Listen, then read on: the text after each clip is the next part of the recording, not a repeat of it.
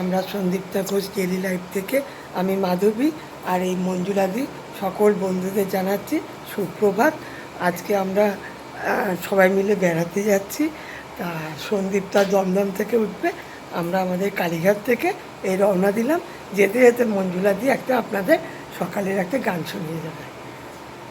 চলে যাই দূর বহুদূর, গায়ে মেখে জড়ির বোনা সোনার দুধ। চলো চলো যাই, ট্রেনে দেখা হচ্ছে। ঠিক আছে।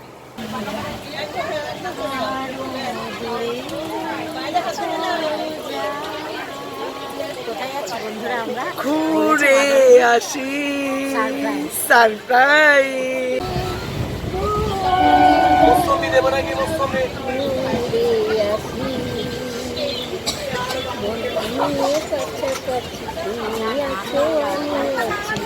পাশাপাশি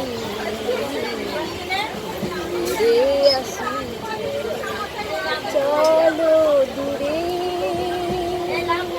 চলো যাই, দূরে আসি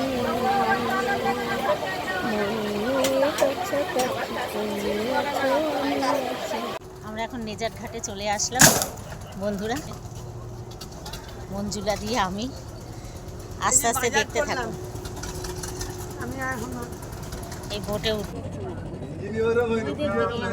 এটা হচ্ছে আমাদের নেজার ঘাট। আমরা এই লঞ্চে বসেছি, এই লঞ্চ পার হচ্ছে যেতে।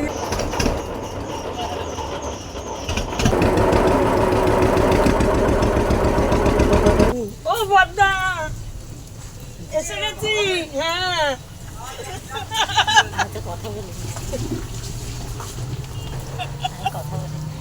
ইয়াং দেখেছিস, দেখবি কত গল্প। আমার সাথে আমাকে বলেছে ঝগড়ুটে বউ।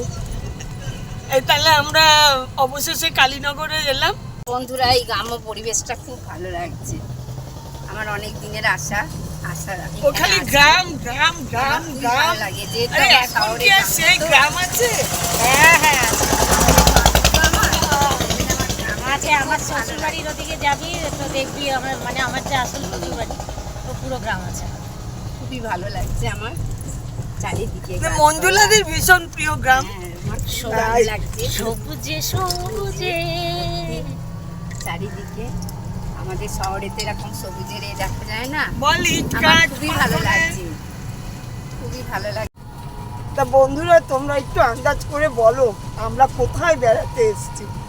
দেখছো পুকুর আর গাছ, সরু রাস্তা, তার মানে তার সেখান দিয়ে আমরা ওই যে টোটো করে যেখানে ভ্যান রিক্সা চলছে, আমরা সেরকম একটা আজকে গ্রাম্য পরিবেশে আমরা বেড়াতে এসেছি।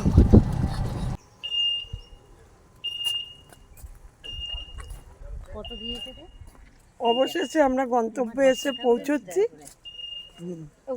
এই দেখো ছাগলের দড়ি আছে, দেখো নিও। চলো আমরা আমাদের গন্তব্যে যাই, গিয়ে তারপর তোমাদেরকে দেখাচ্ছি আমরা কোথায় এলাম।